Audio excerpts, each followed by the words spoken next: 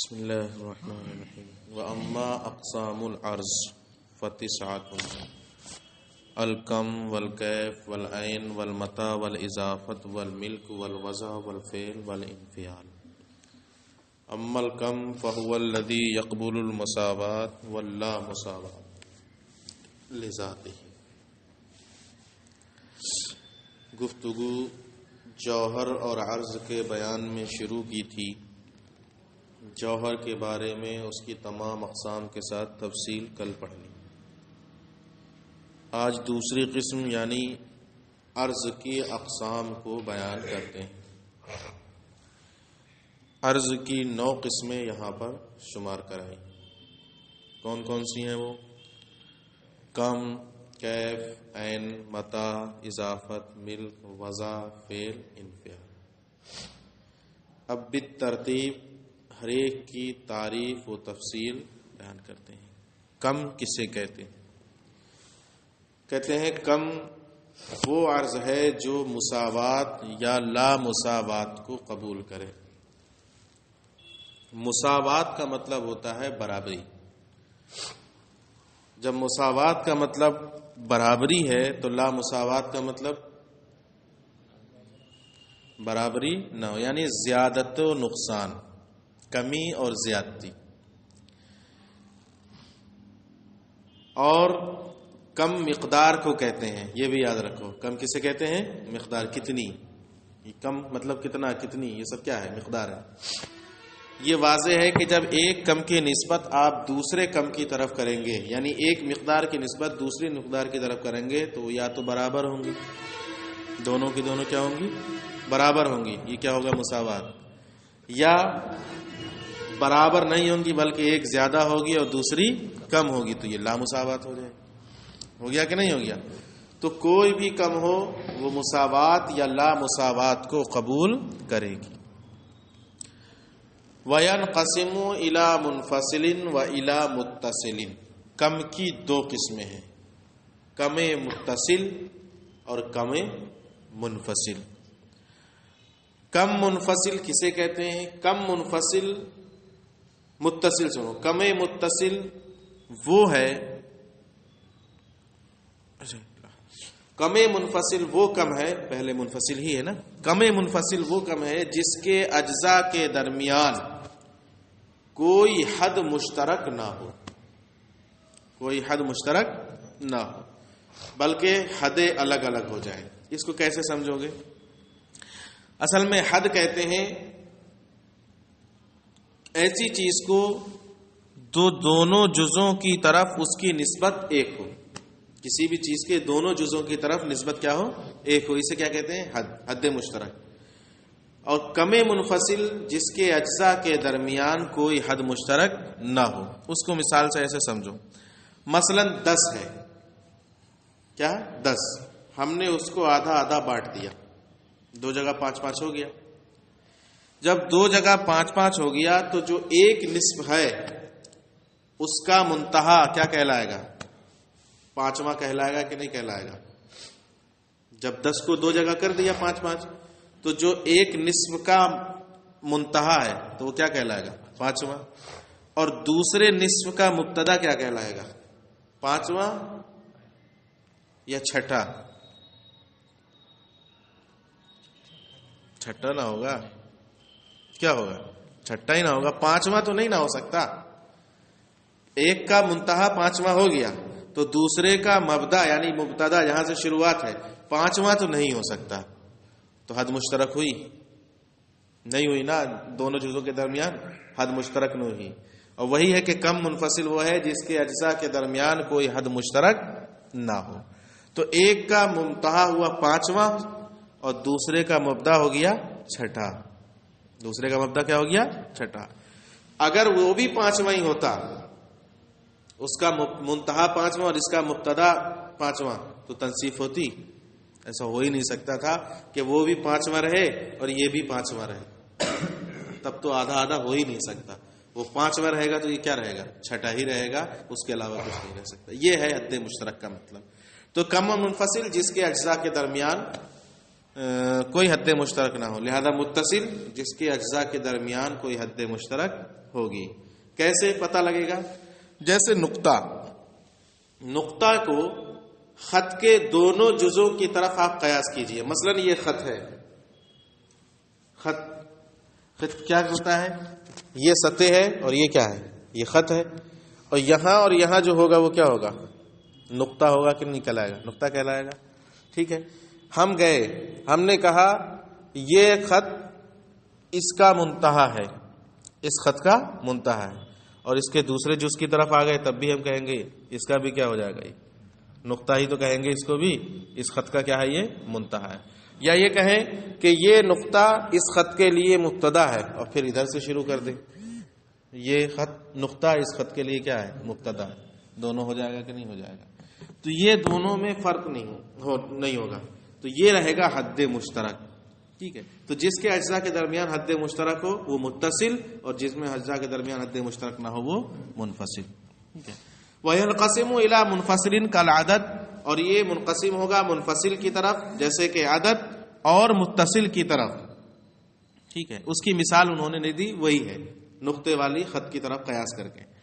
پھر دو قسمیں ہیں کم متصل اور کم منفصل کی، قار الذات اور غیر قار الذات. یہ پڑھ چکے ہو. غیر قار الذات کس کو کہتے ہیں؟ زمانے کو، جس کے اجزاء وجود میں مجتمع نہ ہو. زمانے کے اجزاء وجود میں جمع نہیں ہو سکتے. 1 منٹ اگر ہو گیا تو اب دوسرا، پھر تیسرا، پھر 1 سیکنڈ، 2 سیکنڈ، اجزاء وجود میں جمع نہیں ہو سکتے. لہذا قار الذات کہتے ہیں، قار الذات وہ ہوتا ہے کہ جس کے اجزاء ایک ساتھ موجود ہوں. جس کے اجزاء ایک ساتھ، یہاں کچھ نہیں دیا ہے تفصیل بس تقسیم کرتے چلے گئے ہیں. ٹھیک ہے.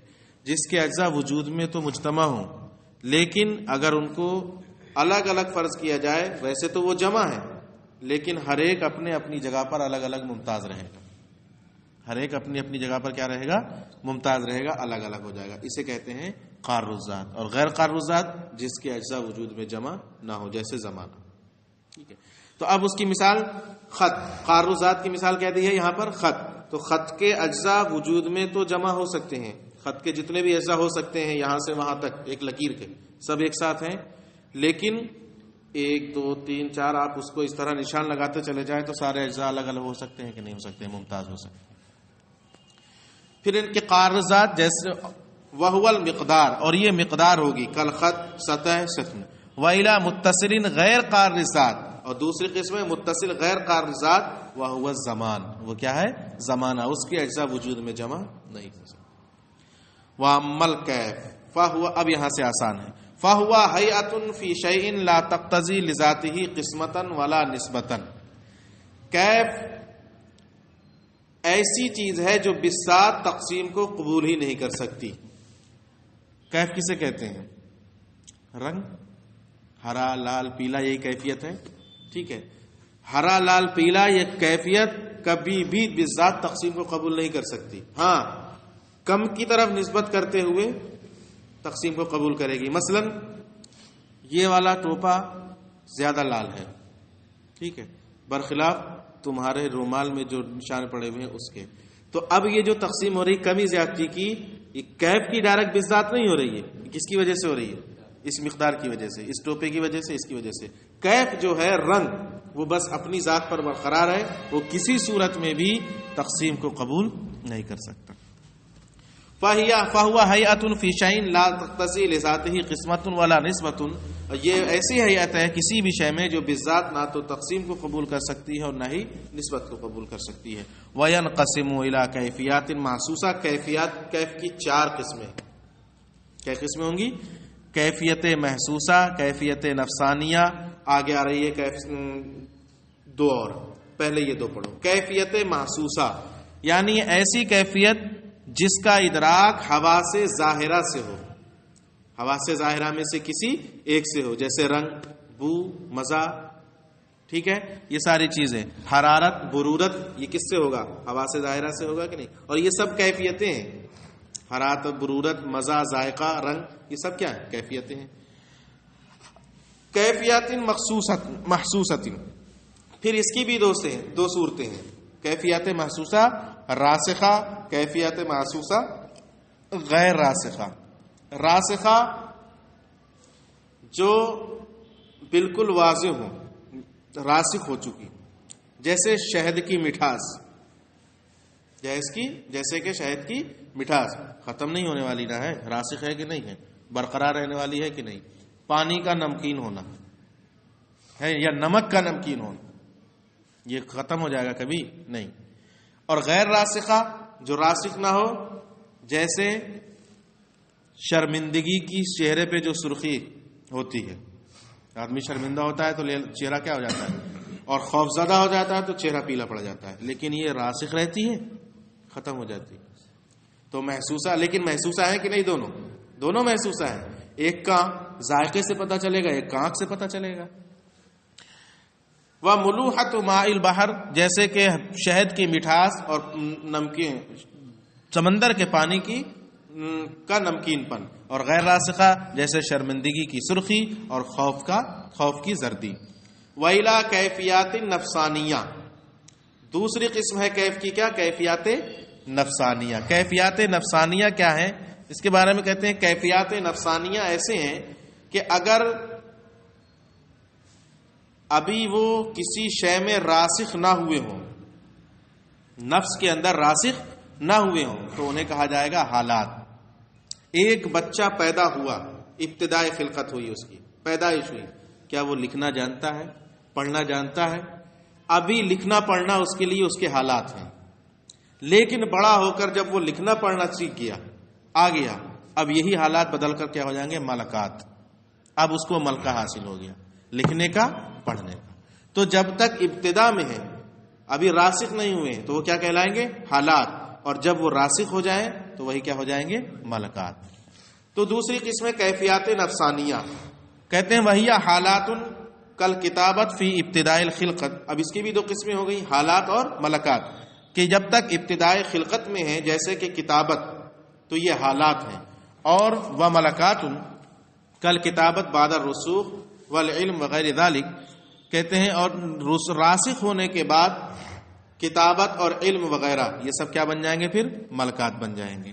تو جب تک نفس میں راسخ نہیں ہے تو وہ حالات، اور جب وہی حالات نفس میں راسخ ہو جائیں تو وہی کیا ہو جاتے ہیں؟ ملکات. کہا جاتا ہے نا مجھے اس کام کا ملکہ حاصل ہے، یعنی اب مجھے مکمل ہو چکا. وَإِلَىٰ کیفیات استعدادیت، صلاحیت ہونا. استعداد کا مطلب کسی چیز کی قابلیت ہونا، صلاحیت ہونا. یہ بھی قسم ہے اس کی، کیفیات استعدادیہ. استعداد بھی دو طرح کی ہوگی، اس کی بھی دو قسمیں ہیں. ٹھیک ہے. ایک استعداد وہ ہے جو دوسرے کے اثر کو قبول کرنے کی ہو، دوسرے کے اثر کو قبول کرنے کی استعداد، صلاحیت. جیسے نازکی، لاغری. جب انسان نازک طبیعت کا ہوتا ہے تو ہلکی سی ہوا سے بھی کیا ہو جاتا ہے؟ اس کو زکام اور بخار ہو جائے گا کہ نہیں ہو جائے گا؟ قبول کر لیا کہ نہیں قبول کر لیا؟ نرم طبیعت. کیا ہے یہ؟ نرم طبیعت. تو دوسرے کے اثر کو قبول کر لیا. اور دوسری استعداد ہے دوسرے کے اثر کو قبول نہ کرنے کی قوت، یعنی مضبوطی، صلابت. اسے کیا کہیں گے؟ سختی. جوان آدمی ہے، اتنی آسانی سے ٹھنڈ کے اثر کو وہ نہیں مانے گا، لیکن بوڑھا ہے تو ایسی ٹھنڈ میں کیا حال ہوگا اس کا. ٹھیک ہے.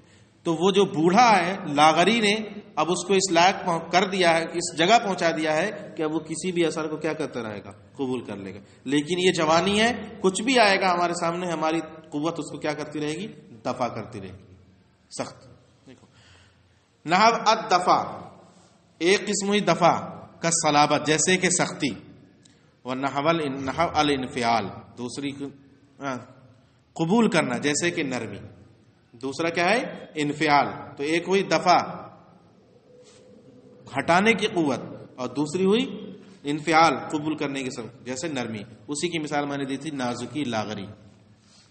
وَإِلَىٰ کیفیات مختصۃ بالکمیات، اور کیف کی چوتھی قسم ہے وہ کیفیات جو مقدار کے ساتھ خاص ہوتی ہیں.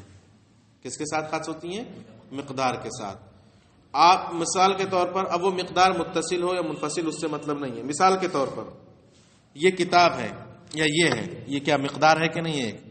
یہ کیا ہے؟ مثلث ہے، مربع ہے، مسدس ہے، مخمس ہے، کیا ہے؟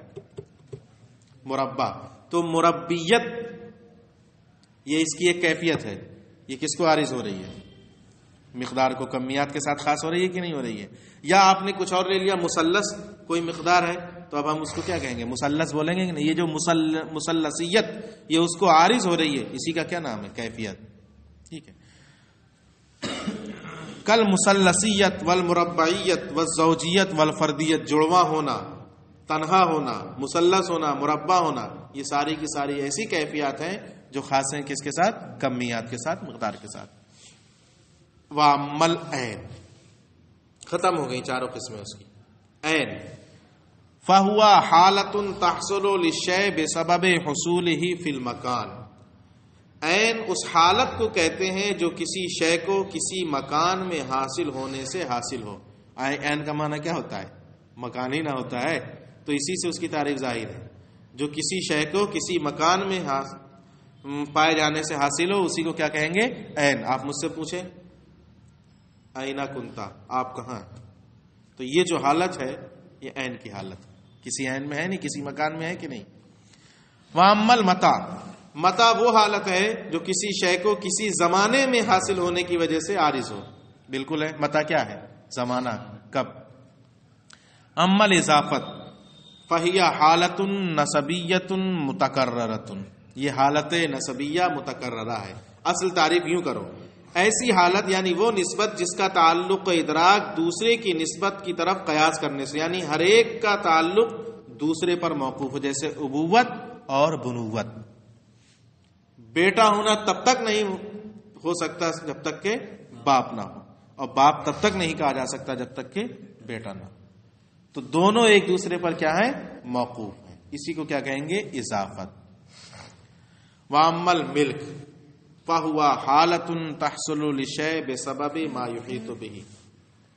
ملک اس حالت کو کہتے ہیں جو شے کو کسی ایسی چیز کے سبب حاصل ہو جو اس کو گھیرے ہوئے ہو.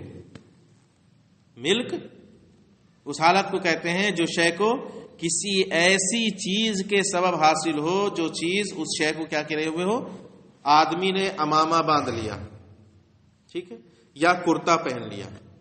تو امامہ باندھنے کے بعد یا کرتا پہننے کے بعد جو اب حالت بن رہی ہے اسی کو کیا کہیں گے؟ ملک. اور اتنا ہی نہیں، اس چیز کے منتقل ہونے سے یہ بھی منتقل ہوتی رہے. تو اگر وہ منتقل ہو رہا ہے تو یہ بھی منتقل ہوگا، یہ بھی منتقل ہوگا. ہوگا کہ نہیں ہوگا؟ اسی کو کہیں گے ملک. وہ احاطہ، اور یہ احاطہ کیے ہوئے نہیں، صافہ بھی احاطہ کیا رہے گا، کرتا بھی اس کا کیا کیا رہے گا؟ احاطہ کیا رہے گا. ملک وہ حالت ہے جو کسی شے کو کسی ایسی چیز کے سبب سے حاصل ہو جو اس کا احاطہ کیے ہوئے ہو. وہ ينتقل بانتقالہ، اور اس کے منتقل ہونے سے یہ بھی منتقل ہو جائے. ککون الانسان متعمما و متقمصا، جیسے کہ انسان کا امامہ باندھے ہوئے ہونا یا قمیص پہنے ہوئے ہونا، کرتا پہنے ہوئے. وَأَمَّا الْوَضَعُ فَهُوَ حَيَّةٌ حَاصِلَةٌ لِلشَّيْءِ بِسَبَبِ نِسْبَةِ أَجْزَائِهِ بعضها إلى البعض وبسبب نسبتها إلى الأمور الخارجية كالقيام والقعود. یہ بھی آسان ہے. وضع، وضع کہتے ہیں ایسی حیت کو جو کسی شے کے بعض اجزاء کے بعض اجزاء کی طرف نسبت کرنے سے حاصل ہو، اس حالت کو وضع کہتے ہیں. یا اس کے اجزاء کی نسبت خارج کی طرف کرنے سے حاصل ہو، اس کو وضع کہتے ہیں. مثال کے طور پر قیام اور قعود.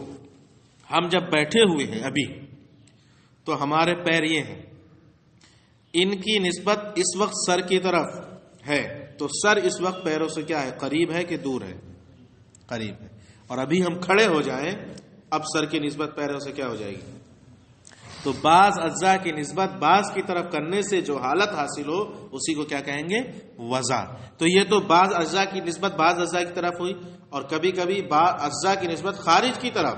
ابھی ہم بیٹھے ہوئے ہیں تو چھت کی دوری ہم سے سر سے کیا ہے؟ دور ہے. ابھی کھڑے ہو جائیں تو اب یہ چھت کی دوری کیا ہو جائے گی؟ قریب ہو جائے گی کہ نہیں قریب ہو جائے گی؟ تو اب یہ جو مثال ہوئی یہ خارج کی طرف نسبت کرنے سے ہوگی. کہتے ہیں وضع وہ حیت ہے جو حاصل ہو کسی شے کو اس کے بعض اجزاء کی نسبت بعض کی طرف کرنے سے، یا بعض اجزاء کی نسبت دوسرے امور خارجیہ کی طرف کرنے سے. جیسے کہ قیام و قعود. وَأَمَّا الْفِعْلُ فَهُوَ حَالَةٌ تَحْصُلُ لِلشَّيْءِ بِسَبَبِ تَأْثِيرِهِ فِي غَيْرِهِ كَالْقَاطِ مَا دَامَ يَقْطَعُ. فعل کسے کہتے ہیں؟ فعل کہہ رہے ہیں فعل اس حالت کو کہتے ہیں، یعنی فعل وہ ہیئت ہے کہ جو کسی مؤثر پر غیر میں تاثیر کرنے کے سبب سے طاری ہو، کسی غیر میں اثر کرنے کے سبب طاری ہو جب تک وہ اثر کرتا رہے. مثلا کاٹنے والا جب تک کاٹتا رہے تو جو حالت طاری ہو رہی ہے اسی کو کیا کہیں گے؟ فعل. اور فعل ہو رہا ہے کہ نہیں ہو رہا ہے؟ ٹھیک ہے. کاٹنے والا جب تک کاٹتا رہے، یہی جو کاٹنے کا وہ ہے، اسی کو کیا کہیں گے؟ فعل. اور اسی سے تمہیں اب انفعال کی تعریف سمجھ میں آ جائے گی. کسی دوسرے کا اثر قبول کرنا جب تک کہ وہ دوسرا کرتا رہے، یعنی یہ اثر قبول کرتا رہے، اسی کو کیا کہیں گے؟ انفعال. جیسے لکڑی کا کٹتے رہنا جب تک کہ کوئی دوسرا اس کو کاٹتا رہے، تو یہ اثر کو قبول کرتی رہے گی کہ نہیں کرتی رہے گی. اس وقت جو حالت ہے اسی کو کیا کہیں گے؟ انفعال. فعل وہ حالت ہے جو کسی شے کو کسی دوسرے میں تاثیر کرنے کے سبب سے حاصل ہو، جیسے کہ کاٹنے والا جب تک کہ وہ کاٹتا رہے. وَأَمَّا الْإِنْفِعَالُ فَهُوَ هَيْئَةٌ تَحْصُلُ لِلشَّيْءِ بِسَبَبِ تَأَثُّرِهِ عَنْ غَيْرِهِ كَالْمُتَسَخِّنِ مَا دَامَ يَتَسَخَّنُ. کہتے ہیں اور انفعال وہ حالت ہے، حیت ہے کہ جو شے کو دوسرے کا اثر قبول کرنے سے حاصل ہو، جیسے کہ گرم ہونے والی چیز جب تک کہ گرم ہوتی رہے. ٹھیک ہے. اب اس کو کوئی گرم کر رہا ہے تو جب تک گرم ہوتی رہے گی ایک اثر کو کیا کرتی رہے گی؟